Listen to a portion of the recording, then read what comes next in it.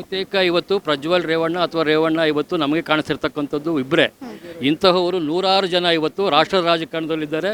ಬಹುತೇಕ ರಾಜ್ಯಗಳಲ್ಲೂ ಈ ರೀತಿಯಾಗಿರ್ತಕ್ಕಂಥ ಚಟುವಟಿಕೆಗಳನ್ನು ಮೈಗೂಡಿಸ್ಕೊಂಡಿರ್ತಕ್ಕಂಥವ್ರು ಇಡೀ ರಾಷ್ಟ್ರವ್ಯಾಪಿ ಇದ್ದಾರೆ.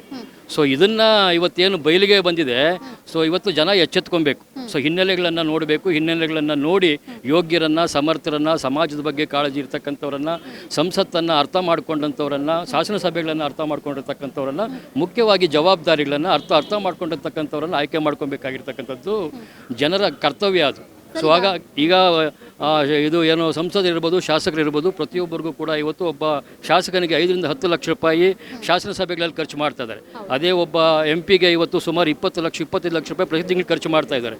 ಸಾರ್ವಜನಿಕರ ಹಣ ಇವತ್ತು ಶಾಸನಗಳು, ಮಸೂದೆಗಳು ಜನಪರವಾಗಿ ಆಗಲಿ ಮಾಡಲಿ ಅನ್ನೋ ಉದ್ದೇಶದಿಂದ ಪಾಪ ಜನ ಆರಿಸಿ ಕಳಿಸ್ತಾರೆ. ಆದರೆ ಇದು ದುರ್ಬಳಕೆ ಆಗ್ತಾ ಇರ್ತಕ್ಕಂಥದ್ದು ಈ ದೇಶದ ಭಾಳ ದೊಡ್ಡ ದೌರ್ಬಲ್ಯ.